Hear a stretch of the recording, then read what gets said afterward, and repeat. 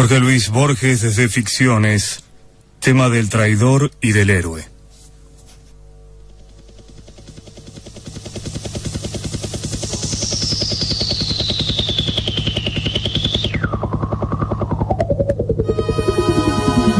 So the Platonic year wears out new right and wrong. Where is in the old instead? All men are dancer, and their tread goes to the barbarous clangors of a gong.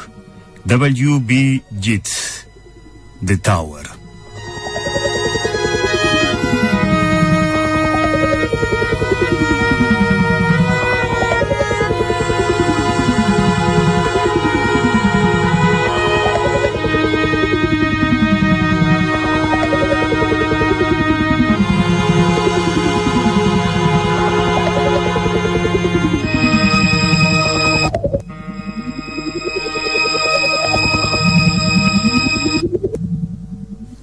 Bajo el notorio influjo de Chesterton, discurridor y exornador de elegantes misterios, y del consejero áulico Leibniz, que inventó la armonía preestablecida, he imaginado este argumento que escribiré tal vez, y que ya de algún modo me justifica en las tardes inútiles.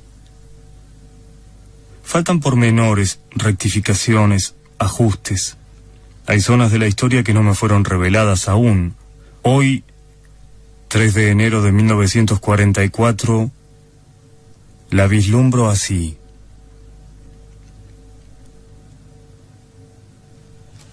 La acción transcurre en un país oprimido y tenaz. Polonia, Irlanda, la República de Venecia, algún estado sudamericano o balcánico. Ha transcurrido, mejor dicho, pues aunque el narrador es contemporáneo, la historia referida por él ocurrió al promediar o al empezar el siglo XIX. Digamos, para comodidad narrativa, Irlanda. Digamos, 1824. El narrador se llama Ryan. Es bisnieto del joven, del heroico, del bello, del asesinado Fergus Kilpatrick, cuyo sepulcro fue misteriosamente violado, cuyo nombre ilustra los versos de Browning y de Hugo, cuya estatua preside un cerro gris de entre ciénagas rojas. Kilpatrick fue un conspirador, un secreto y glorioso capitán de conspiradores. A semejanza de Moisés, que desde la tierra de Moab divisó y no pudo pisar la tierra prometida, Kilpatrick pereció en la víspera de la rebelión victoriosa que había premeditado y soñado. Se aproxima la fecha del primer centenario de su muerte. Las circunstancias del crimen son enigmáticas. Ryan, dedicado a la redacción de una biografía del héroe, descubre que el enigma rebasa lo puramente policial. Kilpatrick fue asesinado en un teatro. La policía británica no dio jamás con el matador. Los historiadores declaran que ese fracaso no empaña su buen crédito, ya que tal vez lo hizo matar la misma policía. Otras facetas del enigma inquietan a Ryan, son de carácter cíclico. Parecen repetir o combinar hechos de remotas regiones, de remotas edades. Así, nadie ignora que los esbirros que examinaron el cadáver del héroe hallaron una carta cerrada que le advertía el riesgo de concurrir al teatro esa noche. También Julio César, al encaminarse al lugar donde lo aguardaban los puñales de sus amigos, recibió un memorial que no llegó a leer, en que iba declarada la traición con los nombres de los traidores. La mujer de César, Calpurnia, vio en sueños abatida una torre que le había decretado el Senado.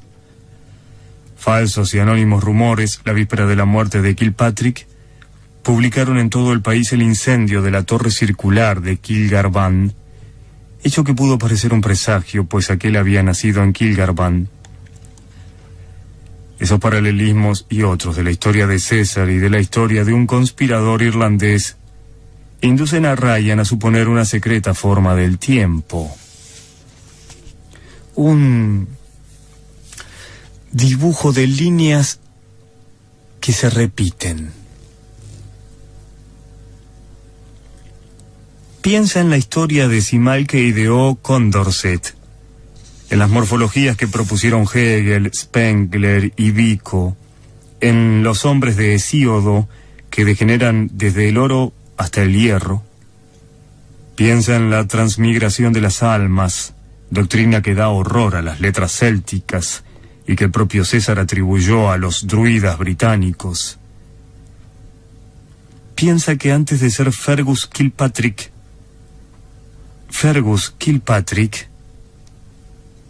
fue Julio César. De esos laberintos circulares lo salva una curiosa comprobación. Una comprobación que luego lo abisma en otros laberintos más inextricables y heterogéneos. Ciertas palabras de un mendigo que conversó con Fergus Kilpatrick el día de su muerte fueron prefiguradas por Shakespeare en la tragedia de Macbeth.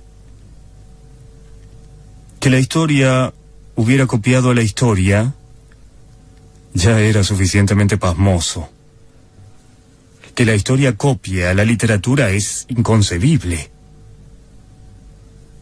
Ryan indaga que en 1814 James Alexander Nolan, el más antiguo de los compañeros del héroe, había traducido al gaélico los principales dramas de Shakespeare, entre ellos Julio César.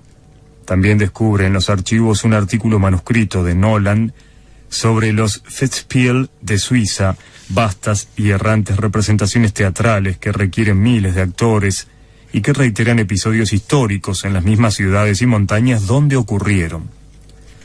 Otro documento inédito le revela que pocos días antes del fin, Kilpatrick, presidiendo el último cónclave, había firmado la sentencia de muerte de un traidor cuyo nombre ha sido borrado. Esta sentencia no condice con los piadosos hábitos de Kilpatrick. Ryan investiga el asunto, esa investigación es uno de los hiatos del argumento, y logra descifrar el enigma. Kilpatrick fue ultimado en un teatro, pero de teatro hizo también la entera ciudad, y los actores fueron legión, y el drama coronado por su muerte abarcó muchos días y muchas noches. He aquí lo acontecido. El 2 de agosto de 1824 se reunieron los conspiradores. El país estaba maduro para la rebelión. Algo, sin embargo, fallaba siempre. Algún traidor había en el cónclave. Fergus Kilpatrick había encomendado a James Nolan el descubrimiento de este traidor. Nolan ejecutó su tarea.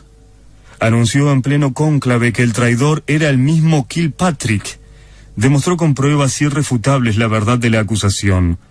Los conjurados condenaron a muerte a su presidente. Este firmó su propia sentencia, pero imploró que su castigo no perjudicara a la patria.